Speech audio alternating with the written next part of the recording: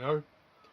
There's a difference between making a disaster movie and a movie that is quite frankly a disaster. It's late at night and I can't sleep. Missing you just runs too deep. Oh, I can't breathe, thinking of your smile.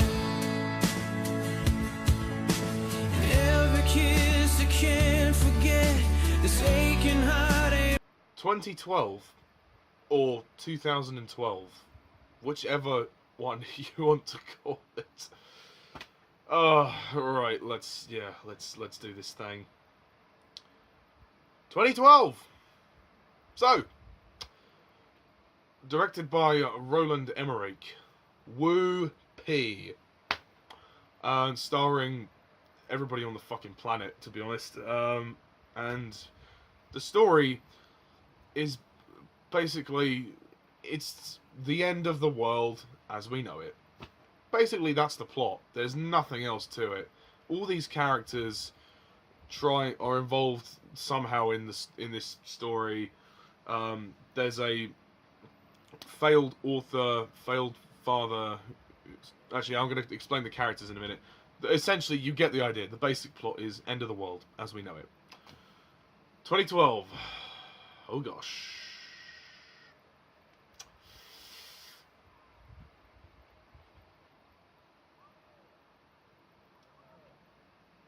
For fuck's sake. This movie's dumb. This movie is fucking dumb. Oh, God almighty. What did I just watch? Oh, my God. I can't believe I actually liked this film when it came out. I actually kind of enjoyed it when it was released in 2009. 9 years ago. And it hasn't aged well. 2012 is a disaster. As I said in the intro of this review, there's a difference between making a disaster movie and just a flat-out disaster. Well, it will not surprise you to know that 2012 is a flat-out disaster! This movie sucks. It's basically catastrophe after catastrophe with numerous characters somewhere featured in there in an incredibly overlong runtime that doesn't even resolve itself. What the fuck? I mean, this movie's a mess. Oh, God, it's awful. It's just awful. You know what? I just wanted the fucking world to end. Just destroy the fucking world. Oh, God, dear Lord. Basically, it kind of involves, I mean, you know the plot. It's the end of the world. But it involves, essentially, so many characters. I mean, there are many things wrong with this film. Pretty much everything is wrong with this film.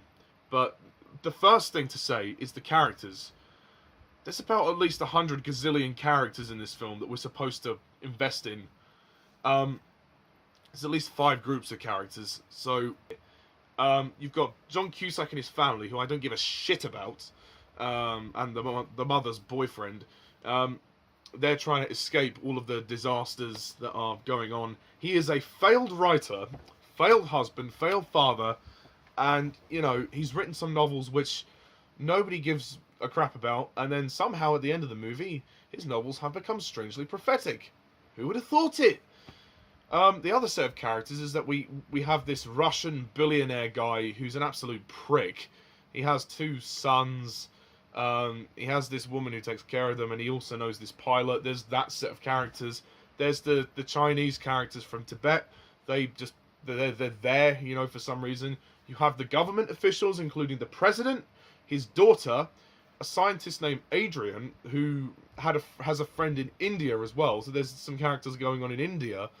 And you also have 2 other guys, 2 jazz singers, who happen to have families, one of whom is the father of the main scientists, who go on a cruise ship and go and sing. You know, there's just so many characters in this film. Roland Emmerich, what the fuck? I mean, Roland Emmerich said that when he was making 2012, it was going to be his last disaster movie. Yeah, right. And it was going to be his biggest and his best and his most epic. Let me repeat that for you. His most epic. I mean, for God's sake, there is a difference. You know, epic does not necessarily mean bigger and better. You know, for goodness sake, Roland, you know, just because you throw every single amount of spectacle you can at the screen doesn't make it more epic. It's not good enough. I understand your interest in developing characters, but you could take at least 20 of these characters out. They do not do anything. Half of them die anyway, so what's the point? You know, this is officially a major rant. I'm sorry, but 2012 is a disaster. What a catastrophe. I mean, for God's sake. There is no story. Literally, things blow up. It's the end of the world. And, you know, they try to give you this kind of feeling of suspense, you know, with the fact of the first act of the movie kind of introducing all the characters, and then everything goes crash, bang, boom for the rest of the movie. It's, you know, oh, God. I mean, the spectacle's not as, like, high octane as Transformers. I'm not saying that, but just from a filmmaker point of view, it's just dumb. The idea of this movie is dumb. And all of these characters, do you think... do the maths. Do you think that they will all survive? Do you even give a shit if they will all survive? No! You don't! Quite simply, you don't. Neither do I. Do you think that John Cusack is actually going to, you know, get back to his family in the end and actually win the affections of his ex-wife and his kids? And also, do you think that the Russian billionaire is going to die and that his girlfriend is going to take after his kids? Do you think the dog will survive? Do you think the mum's boyfriend is going to die? You know, you could just plot this movie out within 10 minutes.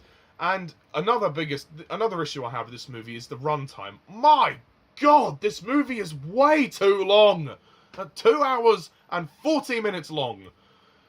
Epic doesn't mean longer, Roland. Epic doesn't mean longer.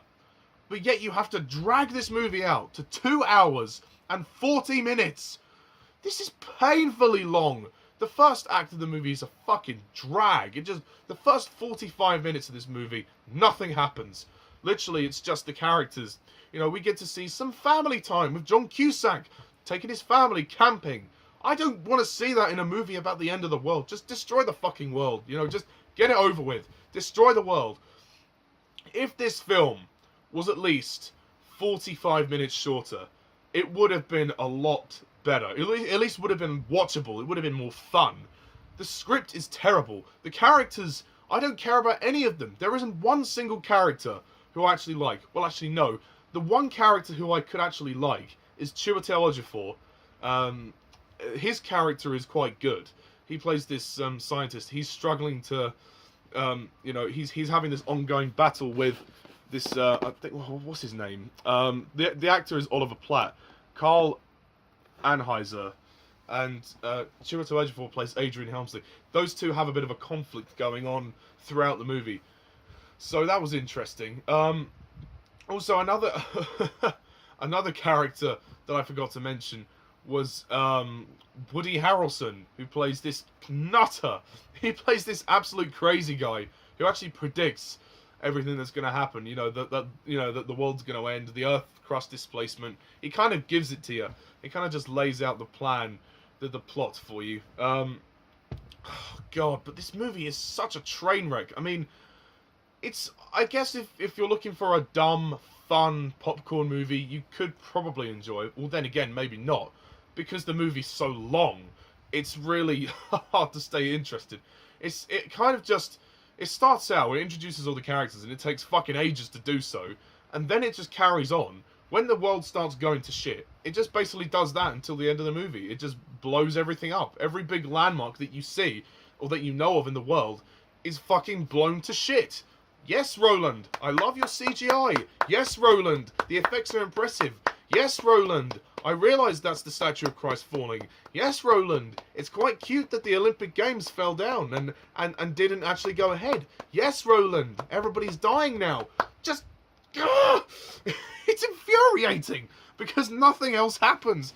I mean, even the kids in the movie don't look like they're enjoying themselves. The two kids that that we see, who play John Cusack's kids, you know, they're actually all right, but they just don't look like they're enjoying themselves. Nobody is. I mean, there's so many people in this film. It is unbelievable.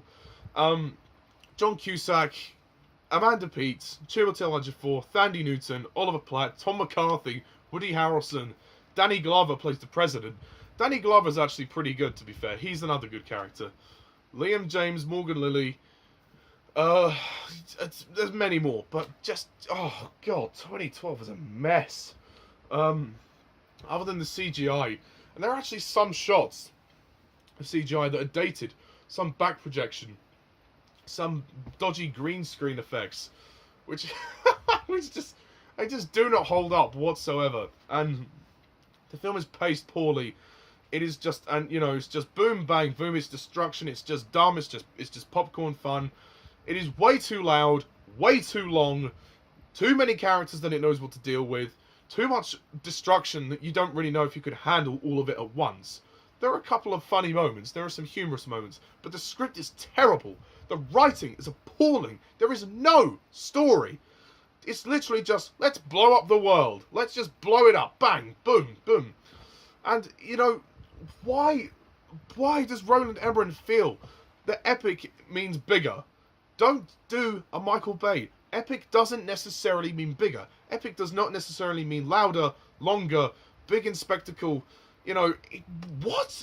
It's ridiculous. I mean, the opening of the film is somewhat promising when we start actually in 2009, which is actually the year this film was released.